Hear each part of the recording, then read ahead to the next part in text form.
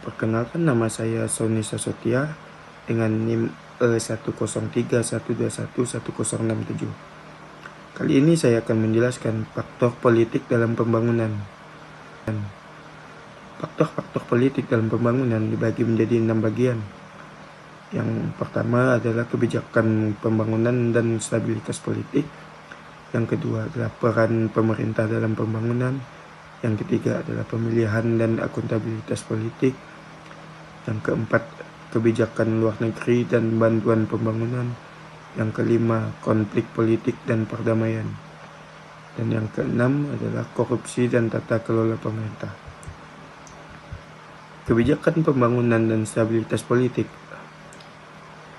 Kebijakan pembangunan yang baik memerlukan stabilitas politik. Gangguan politik, konflik, atau ketidakstabilan politik dapat menghambat pembangunan ekonomi dan sosial.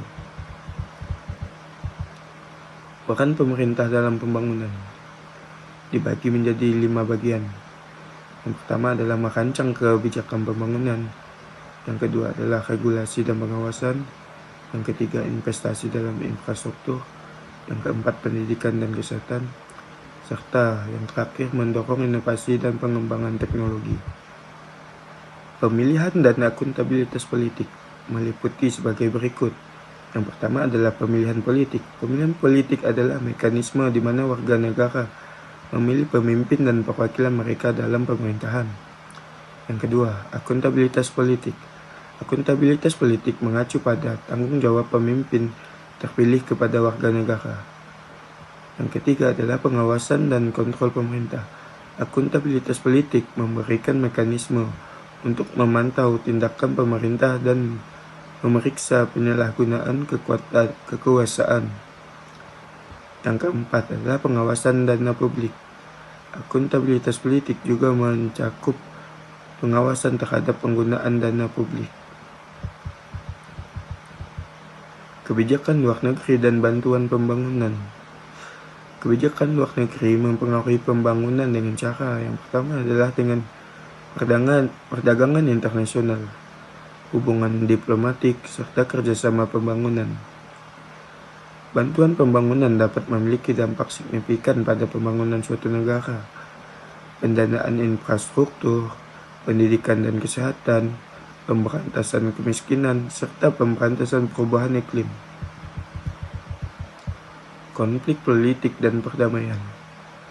Konflik politik seperti konflik bersenjata merupakan dampak yang dapat menghancurkan infrastruktur, mengganggu ekonomi, menghambat pembangunan, dan lain sebagainya. Dampak perdamaian politik. Upaya perdamaian dan rekonsiliasi politik dapat mendukung pembangunan yang berkelanjutan. Korupsi dan tata kelola pemerintah. Korupsi dan tata kelola pemerintah adalah dua aspek penting yang mempengaruhi pembangunan suatu negara. Hubungan antara keduanya sangat erat karena tingkat korupsi yang tinggi seringkali mendedikasikan adanya masalah dalam tata kelola pemerintah. Dari pembahasan tersebut dapat diambil kesimpulan sebagai berikut. Dalam konteks pembangunan, faktor-faktor politik seperti stabilitas politik, peran pemerintah, pemilihan dan akuntabilitas politik, kebijakan luar negeri dan bantuan pembangunan, serta konflik politik dan perdamaian, serta korupsi dan tata kelola pemerintahan memiliki peran yang sangat penting. Stabilitas politik menciptakan lingkungan yang mendukung pelaksanaan kebijakan pembangunan yang efektif. Pemerintah yang memiliki peran kunci dalam merancang dan melaksanakan kebijakan pembangunan, serta mengatur ekonomi.